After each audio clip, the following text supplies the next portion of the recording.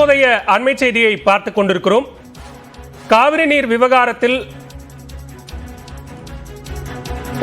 விவகாரத்தில் அடுத்த கட்ட நடவடிக்கை எடுப்பது தொடர்பான அனைத்து கட்சிகளின் ஆலோசனை கூட்டம் நடைபெற்று வரும் நிலையில் இந்த விவகாரம் தொடர்பாக பிரதமரை நேரில் சந்தித்து வலியுறுத்த வேண்டும் என விடுதலை சிறுத்தைகள் கட்சித் தலைவர் திருமாவளவன் தெரிவித்திருக்கிறார். இது தொடர்பான கூடுதல் விவரங்களோடு இணைகிறார் சிறப்பு செய்தியாளர் கோகுல்.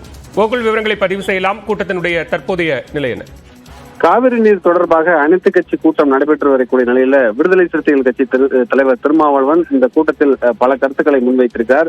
குறிப்பாக தன்னுடைய கோரிக்கையை ஏற்று முதலமைச்சர் இந்த அனைத்து கட்சி கூட்டத்தை கூட்டியதற்கு நன்றி தெரிவிப்பதாகவும், காவிரியில் கர்நாடகாவில் இருக்கக்கூடிய அணைகளில் போதுமான நீர் இருக்கக்கூடிய நிலையில் அரசியல் ஆதாயத்திற்காக கர்நாடக அரசு தண்ணீரை திறக்க மறுப்பதாகவும் அதற்கு தன்னுடைய கண்டனத்தை தெரிவிப்பதாக அந்த கூட்டத்தில் திருமாவளவன் பேசியிருக்கிறார். அதே போல காவிரியில் உடனடியாக தமிழகத்துக்கு வழங்க வேண்டிய தண்ணீரை திறப்பதற்கு பிரதமரை நேரில் சந்தித்து அனைவரும் வலியுறுத்த வேண்டும் என்ற ஒரு கோரிக்கையும், டெல்டா மாவட்டங்களில் ஒரு மிகப்பெரிய அளவில் கர்நாடக அரசையும் மத்திய அரசையும் கண்டித்து அனைத்து கட்சிகளும் சேர்ந்து ஒரு பெரிய அளவிலான போராட்டத்தை நடத்த வேண்டும் என்ற ஒரு கோரிக்கையை திருமாவளவன் இந்த கூட்டத்தில் முன்வைத்திருக்கார். தொடர்ந்து அனைத்து கட்சியுடைய பிரதிநிதிகளும் தலைவர்களும் இந்த கூட்டத்தில் இந்த காவிரி நீர் தொடர்பான பிரச்சனைகள் குறித்தும் கோரிக்கைகள் குறித்தும் தங்களுடைய ஆலோசனைகளை முன்வைத்து வர்றாங்க. பாலா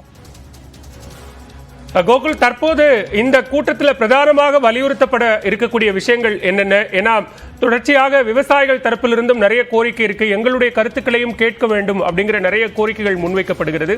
அது தொடர்பாகவும் ஆலோசனை கூட்டத்தில் விவாதிக்கப்படுமா?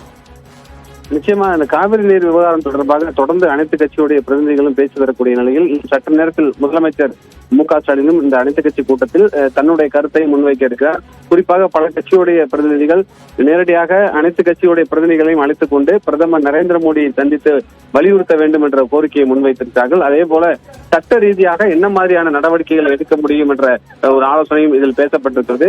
மூத்த வழக்கறிஞர் வில்சன் உள்ளிட்ட அவர்களும் இந்த கூட்டத்தில் கலந்து கொண்டு சட்ட ரீதியாக தமிழக அரசு அடுத்த கட்டமாக என்ன மாதிரி நடவடிக்கை எடுக்கலாம் என்ற கருத்துக்களை முன்வைத்திருக்கிறார்கள். அந்த அடிப்படையில் இன்னும் கூட்டம் சற்று நேரத்தில் முடிவடைய இருக்கிறது. முதலமைச்சர் மு.க.ஸ்டாலின் இந்த கூட்டத்தில் இந்த எடுக்கக்கூடிய முக்கிய முடிவுகள் குறித்து பேச இருக்கிறார். கூட்டத்தில் அனைத்து கட்சி சார்பாக சில தீர்மானங்களும் நிறைவேற்றப்பட இருக்கிறது. அதில் பிரதமரை நேரில் சந்தித்து உள்ளிட்ட தீர்மானங்களும் சேர்வதற்கான வாய்ப்பு அதிக அளவில் இருக்கிறது. பாலா, நன்றி கோகுல், விரிவான விவரங்களை பதிவு செய்தமைக்கு.